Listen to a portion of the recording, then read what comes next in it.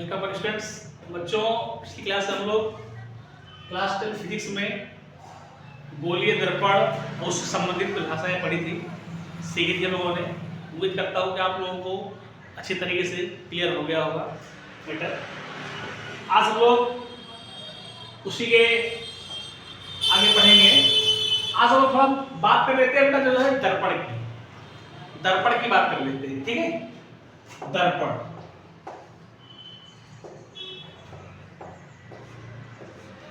को हम लोग बोलते हैं मिरर। क्या मतलब बोलते हैं? मिरर। दर्पण किसे क्या होता है, ठीक। तो दर्पण क्या होता है? दर्पण एक पारदर्शी माध्यम जिसके एक ओर कलाई का लेप लगा होता है, ठीक है, वो दर्पण कहलाता है। दर्पण आपका दो प्रकार का होता है। दर्पण आपका दो प्रकार का होता है। एक होता है समतल दर्पण। समतल दर्पण इसे बोलते हैं प्लेन मिरर। क्या बोलते हैं? Plane mirror. एक होता है गोलीय दर्पण। गोलीय दर्पण इसे बोलते हैं स्फेरिकल मिरर। स्फेरिकल मिरर,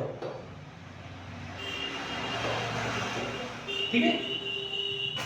तो दर्पण क्या है? एक ऐसा पारदर्शी माध्यम जिसके एक ओर कलाई का लेप होता है, दर्पण कहलाता है। दर्पण दो प्रकार का होता है, समतल दर्पण और गोलीय दर्पण। तो समतल दर्पण क्या होता है? इसे कहते हैं जब किसी समतल कांच की प्लेट के एक तरफ एक ओर कलाई का लेप होता है, तो इस प्रकार से बने हुए दर्पण को हम लोग बोलते हैं समतल दर्पण। क्या बोलते हैं? समतल दर्पण। और ध्यान रखिएगा, इसका एक क्वेश्चन बहुत आता है बोर्ड एग्जाम में। समतल दर्पण की फोकस दूरी कितनी होती है? समतल दर्पण की फोकस दूरी कितनी होती है? तो ध्यान रखना आप लोगों को। इसका आंसर होगा समतल दर्पण की फोकस दूरी अनंत होती है। कितनी होती है? अनंत। ये क्वेश्चन आप लोग ध्यान रखिएगा। चलिए बात करते हैं गोलीय दर्पण क्या होता है। तो गोलीय दर्पण मैंने आपको पिछली क्लास में बताया था, जब किसी कांच के खोखले गोले से काट कर निकाला गया एक छोटा सा भाग जिसके एक ओर कलाई का लेप होता है, गोलीय दर्पण कहलाता है। तो ये तुम्हारा गोलीय दर्पण था और ये समतल दर्पण था। अब गोलीय दर्पण के यहां पर हमने भाग किए दो। कितने भाग किए? दो भाग। जो पहला भाग हमारा बना उसे बोलेंगे हम लोग उत्तल दर्पण। उत्तल दर्पण ये क्या होता है? Convex mirror. Convex mirror. और दूसरा क्या होता है? अवतल दर्पण।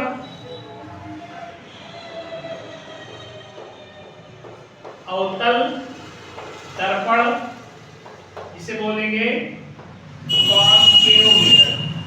Concave mirror. बच्चों, दो दर्पण। तो गोलीय दर्पण आपका दो प्रकार का हुआ। पहला उत्तल दर्पण, दूसरा अवतल दर्पण। उत्तल दर्पण क्या है? Convex mirror.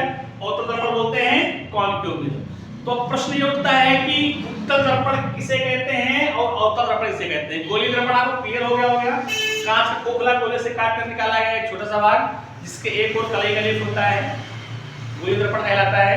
ये दो प्रकार का होगा, उत्तल दर्पण और अवतल दर्पण। तो उत्तल दर्पण किसे कहते हैं? तो बोले ऐसा गोलीय दर्पण देख बनेंगे ऐसे ही, ठीक। कभी ये इसका कोई पार्ट सीधा नहीं होगा, तिरछा होगा, ठीक। तो ऐसे बना दिया।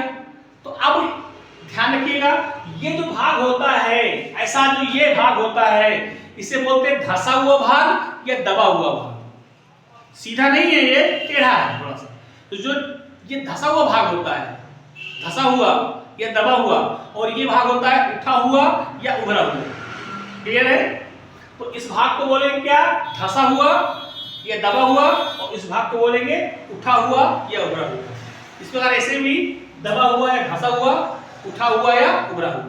तो प्रश्न हमारा है कि उत्तल दर्पण किसे कहते हैं, तो आप बोलेंगे ऐसा गोलीय दर्पण जिसके धंसे हुए भाग में कलई का लेप होता है। इस भाग में धंसे हुए भाग में कलई का लेप होता है, तो वह दर्पण उत्तल दर्पण कहलाता है। ऐसा गोलीय दर्पण जिसके धंसे हुए भाग में कलई का लेप होता है उत्तल दर्पण कहलाता है। या फिर इसे ऐसे बोल सकते हैं, देखिएगा इस भाग में कलई का लेप हो गया धंसे भाग में, तो इसका उठा हुआ भाग, ऊपरा भाग क्या हो गया, परावर्तक तल हो गया। तो प्रकाश का परावर्तन सदैव चिकने व चमकदार तल से होता है, ये आपको पता है। तो चिकने तल कौन सा हुआ, उभरा हुआ। तो ऐसे आप ऐसे बोल सकते हो, तो ऐसा गोलीय दर्पण जिसमें प्रकाश का परावर्तन इसे उभरे हुए तल से होता है। ठीक, ऐसा गोलीय दर्पण जिसमें प्रकाश का परावर्तन उभरे हुए तल से होता है वो कहलाता है उत्तल दर्पण। आप लोग बिल्कुल आराम से इस तरह याद कीजिएगा, ऐसा गोलीय दर्पण जिसमें धंसे हुए भाग में कलई का लेप होता है उत्तल दर्पण कहलाता है। क्लियर है? अच्छा, अवतल दर्पण देख लेते हैं। इसका जस्ट अपोजिट, इसमें क्या हुआ, धंसे भाग में, उसमें होगा उभरे भाग में। तो ऐसा गोलीय दर्पण जिसके उभरे हुए भाग में कलई का लेप होता है अवतल दर्पण कहलाता है। तो जो ये अच्छी तरीके से आपको जो है दर्पण क्लियर हो गया होगा। चलिए इसका नेक्स्ट हेडिंग लोग जो प्रकाश का परावर्तन चैप्टर है इसके बारे में जानकारी ले लेते हैं। जो प्रकाश का परावर्तन किसे कहते हैं?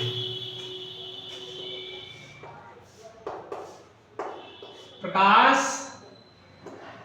का परावर्तन